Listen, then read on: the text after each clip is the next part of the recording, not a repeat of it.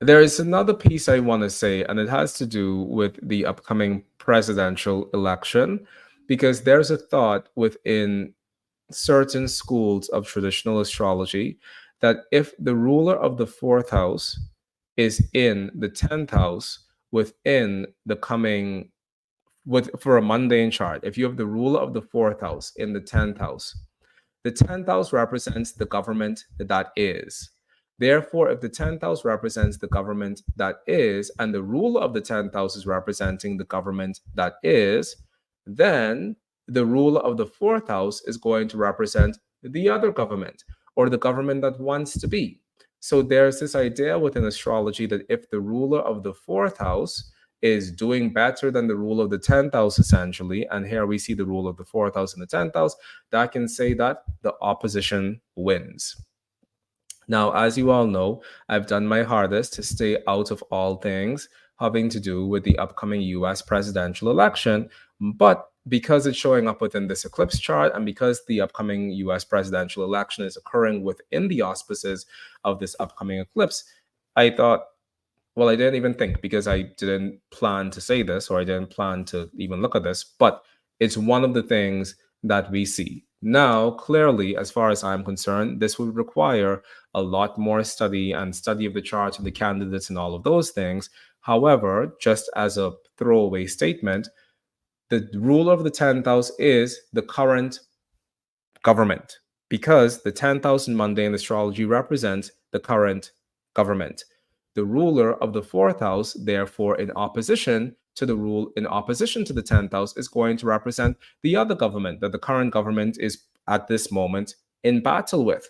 Therefore, if we have the rule of the fourth house in the 10th house, that can sometimes be an indication that the other government is now assuming a position of power or a position of prestige within this coming period of time, basically. Which is interesting because in the first house, we see Pluto rising, and Pluto rising has to do with any planet that's rising within any chart has to do with a theme that is a rising theme on the minds of those people within that coming period of time. And Pluto, what does Pluto have to do?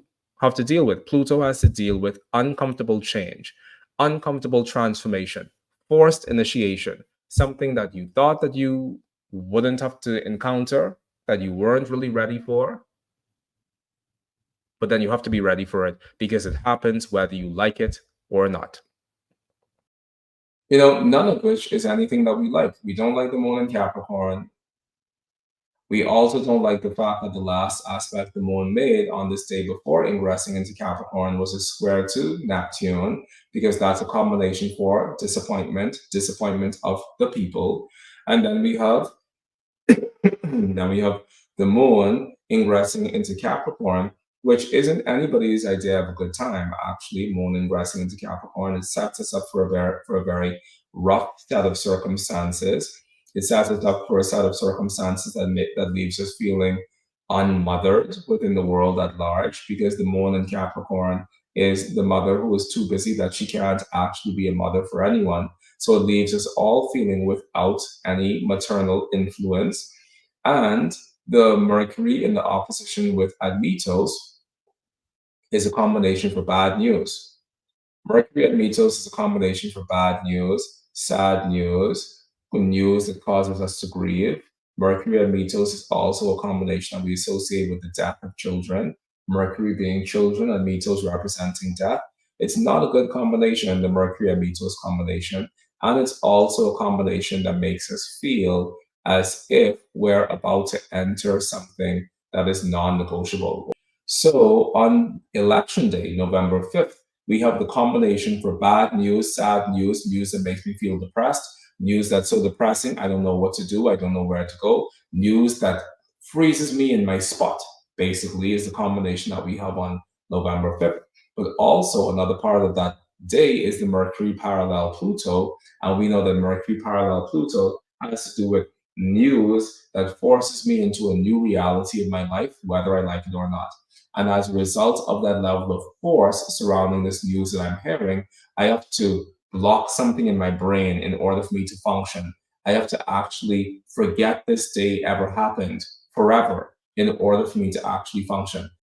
And I also think that there's a point at which we become overly convinced.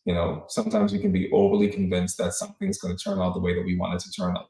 And I think that we see that happening within the news already, that there's this overly convinced piece about who's going to win the election because look at this person is beating the other person, and look at this person, they gained $1 billion all at once, and blah, blah, blah, blah, blah. And that's the most money ever gained in one, whatever. But I think we saw that happen before. And anyway, this is all starting to feel a lot like deja vu. So the 5th of November sucks as far as days are concerned. And then the 6th of November, nothing's happening. And then on the 7th of November, we all realize that we can't stay in our bunker forever. And we have to get up and we have to tap into a broader spiritual perspective. And we have to realize that life goes on no matter what.